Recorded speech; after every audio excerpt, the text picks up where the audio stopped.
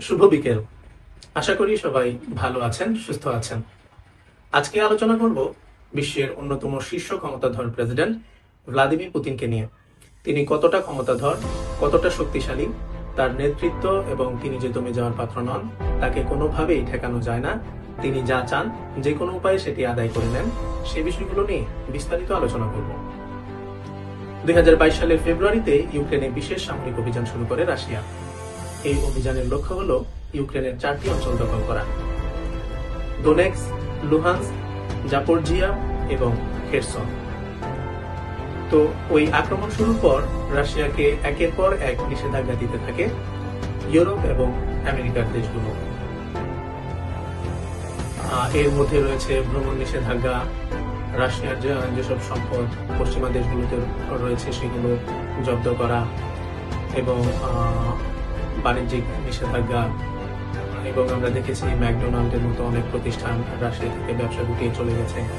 তো এসব নিষেধাজ্ঞার পরও কিন্তু রাশিয়া ইউক্রেনে আক্রমণ চালিয়ে যায়, হামলা চালাতে থাকে, এবং তারা কিন্তু তাদের লক্ষ্যে স্থির থাকে।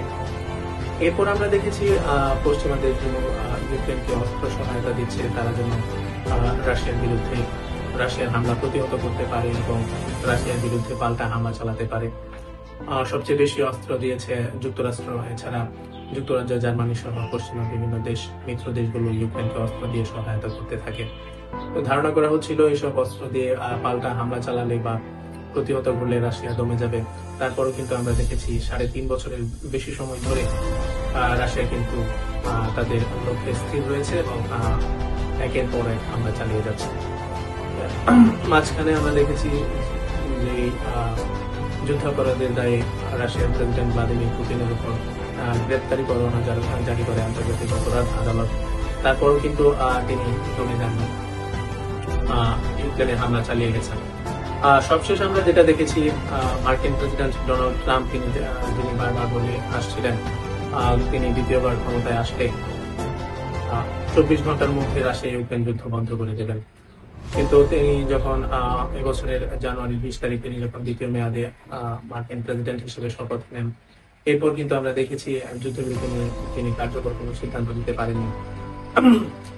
বরং বারবার বলে আসছিলেন রাশিয়া যদি ইউক্রেনে হামলা বন্ধ না করে সেক্ষেত্রে কঠোর নিষেধাজ্ঞা দিবেন, এমনকি কিছু ক্ষেত্রে 2-1 সময়ও বেঁধে দিয়েছেন যে 12 দিনের মধ্যে বা 2 সপ্তাহের মধ্যে যদি হামলা বন্ধ না করেন সেক্ষেত্রে রাশিয়া কড়া হুঁশিয়ারি দিয়েছেন, কিন্তু কার্যকর কোনো পদক্ষেপ নিতে পারেননি।